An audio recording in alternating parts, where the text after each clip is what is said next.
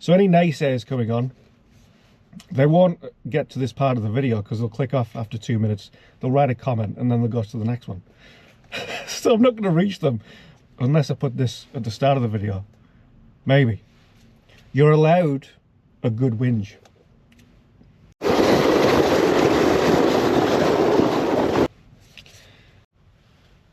Good morning.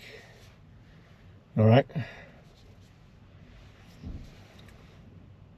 Now, some of the conversations I've been having online with you over recent days are conversations I usually reserve for friends or people I trust and respect and like, because I think that's important. If you open yourself up to scrutiny on public and social media, then it can become a different type of conversation.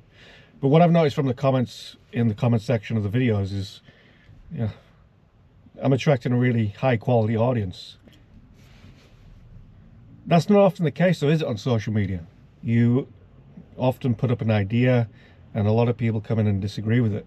And again, there were people that have come in and disagreed, but generally, on balance, people have been really quite polite, well-mannered and respectful of different opinions. So that's been great to see. That's not often the case, as I said. It's not often the case at all in this society, where, especially in England, I don't know about anywhere else, but England in particular has an issue with people voicing their opinions or concerns or their challenges. And that creates a vacuum in which no one can express their opinion. No one can vent. No one can share what's on their mind and get it off their chest. For me, at individual level, and you look around at people, I've just been in a town here looking at people walking to work, and they're literally dragging their feet to work. They're trudging to work.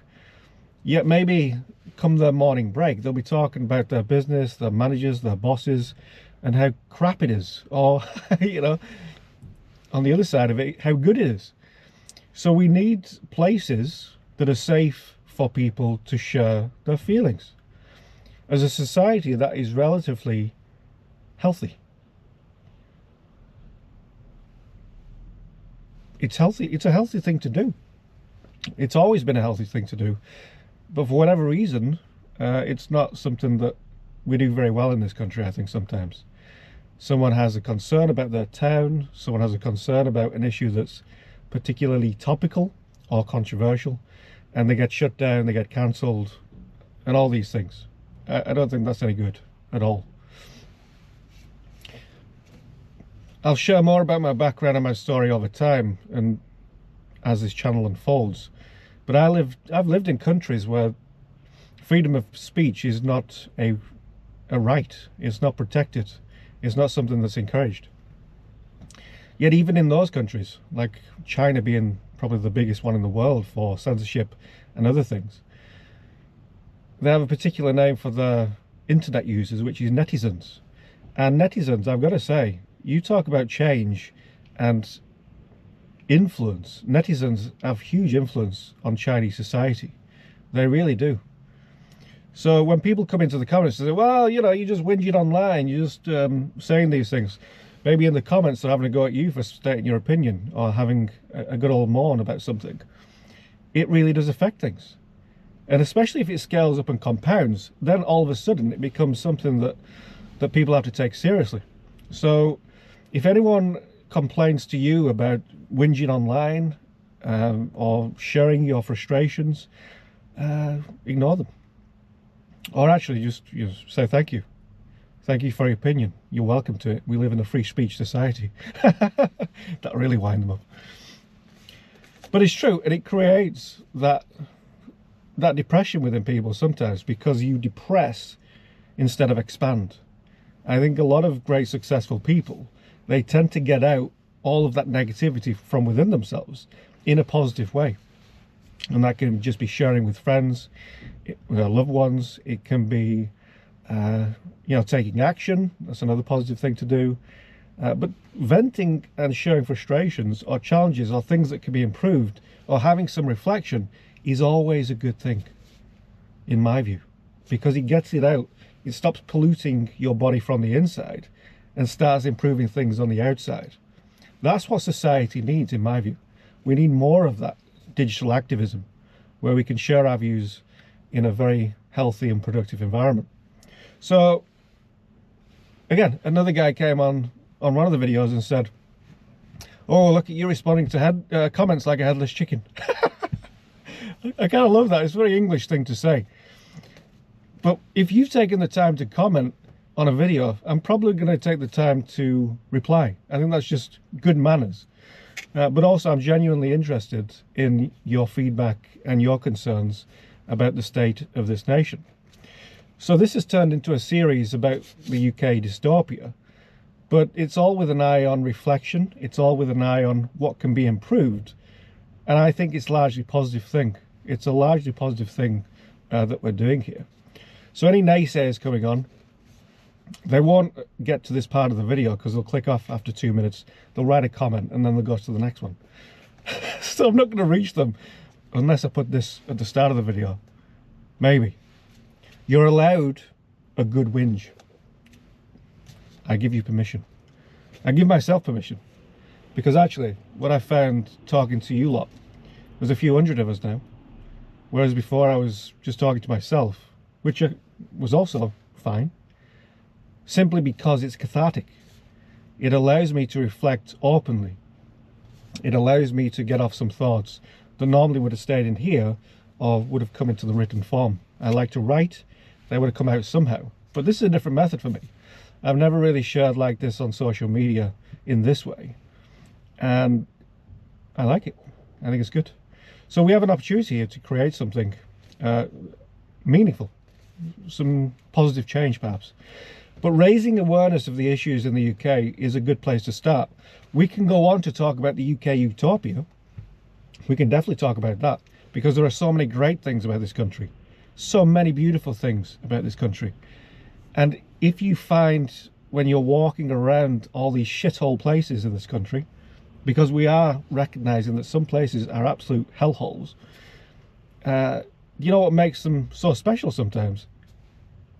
Despite the lack of investment, despite government failure, despite all the politics absolutely doing a disservice to people, what we find are absolutely amazing people.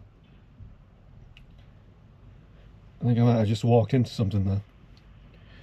We've seen those channels that people go around, walking around towns, pointing out how everything's shit and all that kind of stuff. I'm not one of those channels. I'm definitely not that.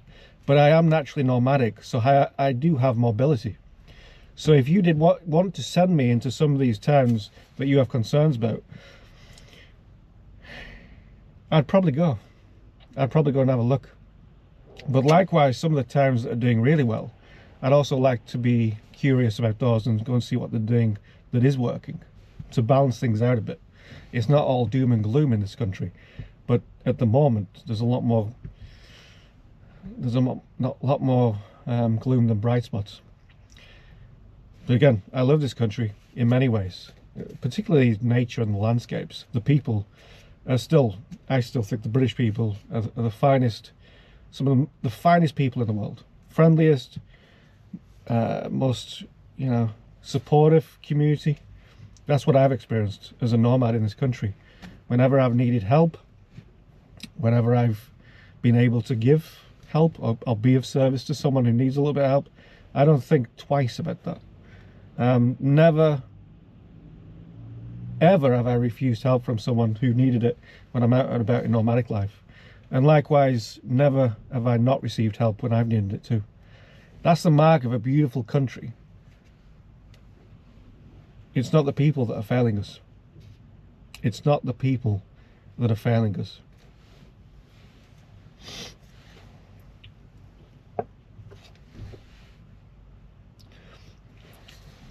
In saying all that, you look at British towns and we do have a problem with depression because these towns are not growing.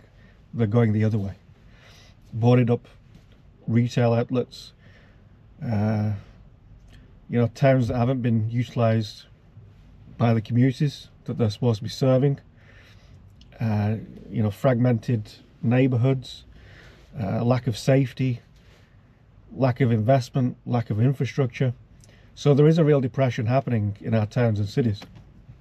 I'm curious, as a nomad the last few years I've tended to be out in nature, to be honest, and that has been wonderful. It's been fantastic.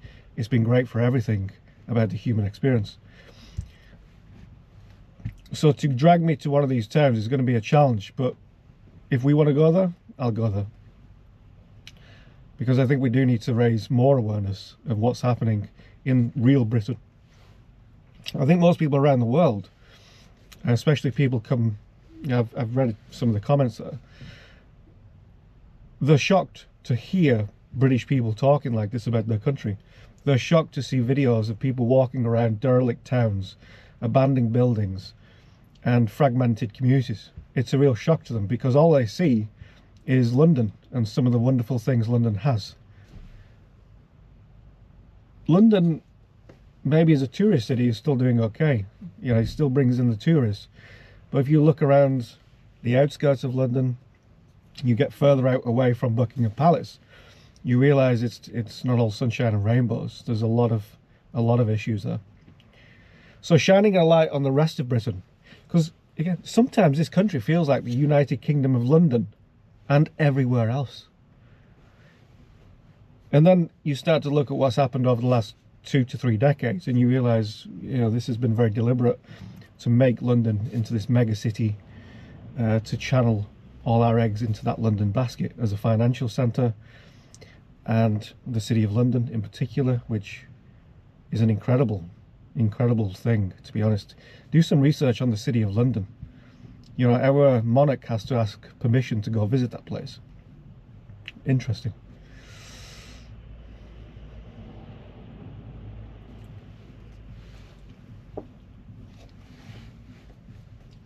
But the facts bear witness to this, because a good few years ago I looked into the data around infrastructure projects, and 84% of infrastructure capital spend went to London and the southern region. So the north was neglected like you wouldn't believe. No investment in anything really. Capital projects in the north, it was barren for a long time. There's been more investment in places like Manchester now and other cities, but for a long time all the infrastructure projects were down south. The levelling up agenda that the Tories brought in was sorely needed, but again it seemed a little bit more political than what it actually was. Some of the spending decisions, they weren't really pumped into the communities where they should be. So again, improvements, it might be good to go and have a look at that and see what some of that money brought. A core pillar of nomadism in my view is free thinking. So I don't subscribe to this view or this view because it's on the left, the right, the centre. I don't believe in any of that really. I believe in common sense. I believe in doing the right thing. And I generally believe in people.